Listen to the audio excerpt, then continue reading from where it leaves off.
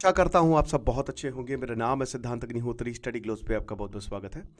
तो Israel Hamas deal हो चुकी है, फाइनली वॉर रुक चुका है। साइकोलॉजी ऑफ मैनिफेस्टेशन का आज आखिरी दिन है।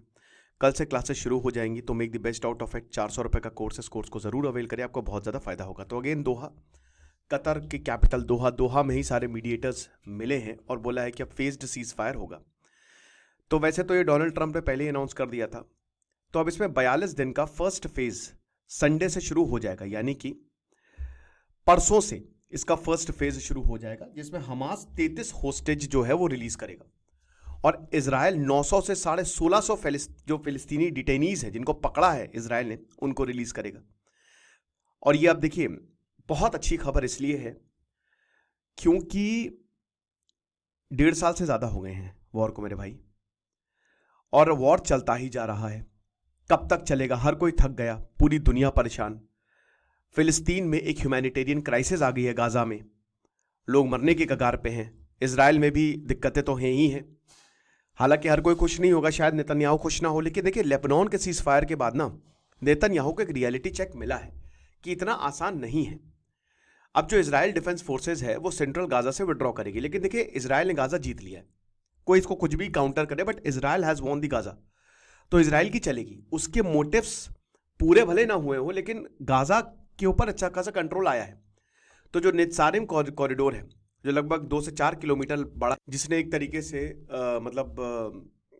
गाजा को आधे में काट दिया था, है ना। और फिलाडेल्फी कॉरिडोर जो उससे भी काटा था, बेसिकली एक बफर जोन जो कि गाजा इजिप्ट बॉर्डर में फिलाडेल्फी कॉरिडोर।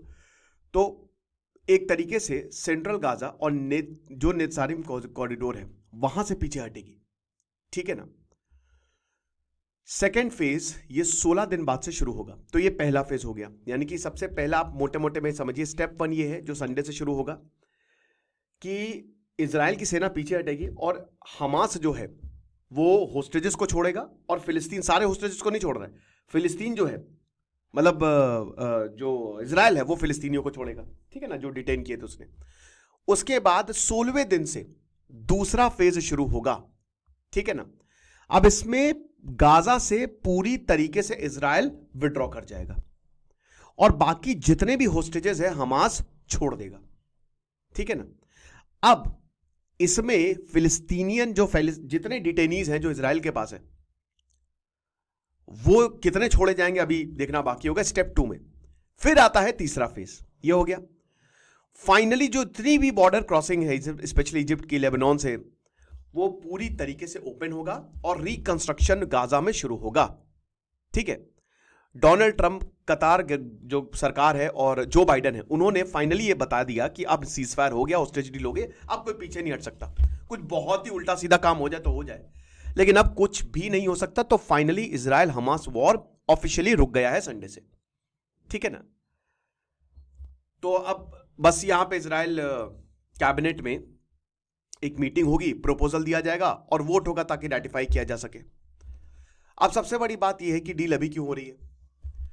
पिछले साल मई में भी एक ऐसा ही प्लान बाइडन प्लान के नाम से आया था, जिसमें यही 3 फेज्ड अप्रोच था, 42 दिन का सेसेशन था, सेम चीज। अब हमास ने इसको एक्सेप्ट कर लिया था, लेकिन इजराइल ने इसको रिजेक्ट कर दिया था, क्योंकि ये इजराइल के लिए नहीं था। देखिए इसमें इजराइल काफी कुछ खो रहा है अगर आप देखोगे तो। और उसके बाद फिर राफा पे भी इजराइल की आईडीएफ, जो इजराइल डिफेंस एयरफोर्स है, वो लगातार स्ट्राइक्स कर रही थी, ठीक है। और हमास भी इसमें कुछ और अमेंडमेंट चाह रहा था, तो इसलिए ये पिछले साल नहीं हो पाई थी। नेतन्याहू ने ये बोला कि देखिए, जो यहां पे ओजामा यहूदित हैं उनको हम सपोर्ट करते हैं, वो हमास को पूरी तरीके से खत्म करना चाहते हैं। सीज फायर से पहले हम पहले हमास को मिटाएंगे। लेकिन वही बता रहे हैं कि जब न्यू होप पार्टी आई सितंबर में, वहां से फिर ओजामा का इन्फ्लुएंस खत्म हुआ। देखिए नेतन्याहू तो यही चाहते हैं अपनी कुर्सी बचाने के लिए कि वॉर चलता रहे, लेकिन वॉर तब चलेगा ना। देखिए जितनी भी पॉलिटिकल पार्टीज हैं, अच्छी बात यह है कि इजराइल में कभी भी किसी की मेजोरिटी नहीं रही है, हमेशा कोलिशन की सरकार बनी, जो कि अच्छी है क्योंकि आपको सबकी माननी पड़ती है।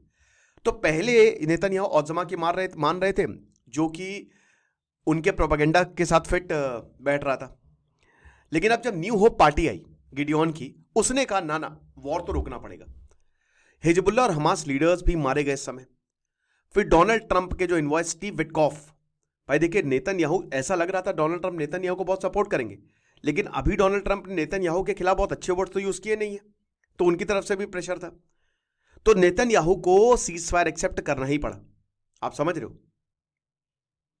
कि ईरान और फिलिस्तीन, जरूरी है कि फिलिस्तीन और ईरान के खिलाफ जो हम चाहते थे वो मिल गया है, ठीक है, और आगे आने वाले समय में भी चीजें बेहतर होंगी, और साथ ही साथ हमको बहुत सारी ऐसी चीजें करनी पड़ेंगी जो बहुत लोगों को एक्सेप्टेबल ना हो। तो इन सब चीजों को देखते हुए फिलहाल हम सीज फायर कर लेते हैं। लेकिन अभी भी जो terms of the cease fire agreement है, क्या मतलब, what is the most important thing, क्योंकि देखिए यहां पे जो इजराइल की पार्लियामेंट है, नेसेट, उनका वोट नेसेसरी नहीं है, समझ रहे हो, कैबिनेट रेजोल्यूशन वो सफिशिएंट है। अब फार राइट अभी भी प्रोमिनेंट है कैबिनेट में। बेन गुइर जो है उन्होंने एडमिट किया है कि देखिए हम सीज फायर को ब्लॉक नहीं कर पाए, ठीक है। दो इंपॉर्टेंट एस्पेक्ट जो है इसके लिए गए, ये मतलब जो मैंने आपको बताया। तो सबसे पहली बात तो ये है कि विड्रॉल, फिलाडेल्फी कॉरिडोर से पूरी तरीके से विड्रॉल। 2024 की बात करें, 2024 से लेकर अभी तक नेतन्याहू ये कह रहे थे कि फिलाडेल्फी कॉरिडोर से पीछे हम नहीं हटने वाले, दैट्स इट, आप भूल जाओ।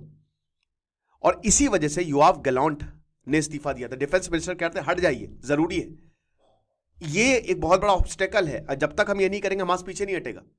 लेकिन नहीं कि ना ना ना, हमको नजरिम और फिलाडेल्फी कॉरिडोर पर प्रेजेंस चाहिए, ठीक है। इजिप्ट भी ये कह रहा था कि देखिए इजराइल की परमानेंट प्रेजेंस सही नहीं है, क्योंकि इससे सारे देशों को खतरा है। जो ग्रेटर इजराइल का प्लान है वो तभी पूरा होगा जब आप ये स्ट्रैटेजिक पॉइंट को, और यहां से ट्रेड भी जाता है, ठीक है। तो जैसे ही आप इस पॉइंट को अपने कब्जे में लोगे, नजारिम और मैं मैप में दिखा नहीं पा रहा हूं, फिलाडेल्फी कॉरिडोर, आपका काम हो जाएगा। तो नेतन्याहू ने बोला कि देखिए हमास जो है यहां से आर्म्स इक्विपमेंट स्मगल करता है, इजिप्ट की पॉलिसी है, ठीक है। इजिप्ट यहां पे पुलिस बैठा रखी है उसने, इजराइल की एयर स्ट्राइक्स है, लेकिन उससे कोई फर्क नहीं पड़ रहा है, ठीक है। तो जब तक हम हमास को हटा नहीं देते, और वो हटाएंगे कैसे, जब इन दोनों कॉरिडोर्स पर हम बैठे होंगे। तो ये एक बहुत बड़ा रोड़ा बन रहा था, लेकिन फाइनली अब नेतन्याहू को मना लिया गया है। तो इजरायली मीडिया आउटलेट्स ने यही बोला कि देखिए ऐसा कुछ भी नहीं है, इस तरीके से commitment that is quite unqualified, मतलब बहुत बोला कि ऐसा, बस समझिए कि अब हमको सीज फायर जाना ही जाना है। अब फिर उसके बाद आती है रिलीज ऑफ प्रिजनर्स की। देखिए इजराइल जो है वो एग्री करता है, ठीक है। देखिए क्योंकि आप समझिए कि इजराइल अपने एक आदमी को बचाने के लिए पूरी सेना भेज देता है। अब उधर इजराइल होस्टेज जाएंगे, इधर फिलिस्तीन प्रिजनर्स जाएंगे। तो ये पहले भी हुआ है, पहले भी इजराइल ने 4700 अरब्स को रिलीज किया गया था, खाली 6 इजरायलीज की वजह, सिर्फ 6 इजरायलीज पीएलओ ने एबडक्ट किए थे, तो उसके बदले 4500 अरब्स को रिलीज कर दिया गया था। तो इजराइल की पॉलिसी रही है कि हम अपने एक यहूदी को भी बचाने के लिए सब कुछ लगा देंगे, हमको उसके लिए जो भी, क्योंकि देखिए कम है, वो 1.5 करोड़ के करीब पूरी दुनिया में यहूदी हैं, तो बहुत कम है।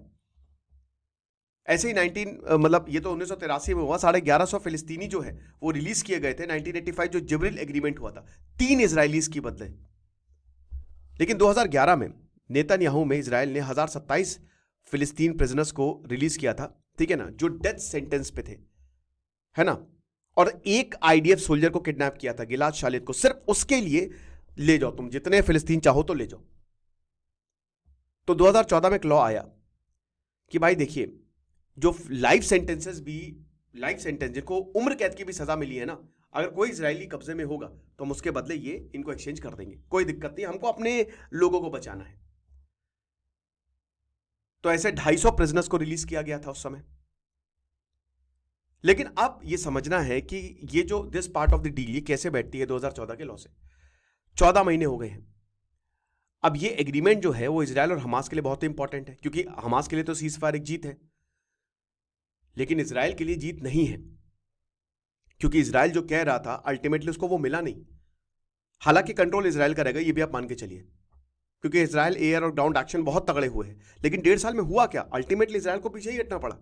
इस डील के हिसाब से तो कम से कम यही है ना। तो भाई कुछ ना कुछ तो गड़बड़ हुई है। भाई इजराइल, यहूदियों की मौतें हो रही हैं और यहूदी परेशान है लड़ लड़ के।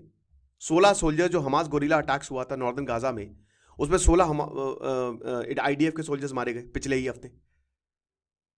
जहां पे इजराइल एक सोल्जर्स के बदले कितने लोगों को रिलीज कर देता है, यहां पे क्या हुआ, 3 आईडीएफ की जो ब्रिगेड्स है 162 डिवीजन की, they also remain tight down बीत हानून में। 14 जनवरी को US secretary of state Antony Blinken ने यह बोला कि हमास ने काफी मिलिटेंट्स को रिक्रूट किया है। आप समझ रहे हो? तो फेज 2 फेज 3 के लिए हमास ये इंसिस्ट कर रहा है कि भाई देखिए हमारी प्रेजेंस रहेगी गाजा में चाहे जो भी हो जाए। इजराइल के लिए देखिए जाहिर सी बात है कि ईरान कमजोर हो गया है, हमास के काफी लीडर्स मरे हैं, तो इजराइल कह रहा है कि भाई हमने ऑब्जेक्टिव जो है हमास को हमने गाजा से हटा दिया, हमने कर लिए हैं एक तरीके से अचीव, है ना। लेकिन डेफिनेटली राइटिस्ट के लिए, नेतन्याहू के लिए एक सेटबैक है, क्योंकि सारे होस्टेजेस को रिलीज करना यह नेतन्याहू के लिए जीत है। लेकिन समझिए तो पहले भी हो सकता था, क्योंकि इजराइल के लोग बहुत तगड़े तरीके से प्रोटेस्ट कर रहे हैं। नेतन्याहू जो है अब उनके ऊपर प्रेशर और ज्यादा है। एक साइड से तो आपको होस्टेज प्रिजनर स्वैप में एग्री करना पड़ेगा, लेकिन अब आपका राइट सपोर्ट कहां गया? क्योंकि अगर आपको यही करना था पहले कर लेते, तो ये तो धोखा दे दिया आपने उनको। तो अब नेतन्याहू की कुर्सी बचेगी नहीं बचेगी। और दूसरी तरफ यार लैपिड जैसे लीडर जो है उन्होंने बेन गुविर की स्टेटमेंट को यूज किया कि जो डील फॉर होस्टेज रिलीज है ना वो पॉलिटिकल कंसिडरेशन के लिए यूज की जाएगी। ठीक है, अब डोनाल्ड ट्रंप आएंगे, क्या देंगे वो देखना पड़ेगा। लेकिन एक चीज मान के चलिए कि इजराइल के लिए बहुत अच्छी तो खबर नहीं है, बट हां हमास के लिए अच्छी है। बाकी जो होगा हम आपको बताएंगे। आपको क्या लगता है आप भी मुझे बताइएगा। Thank you so much.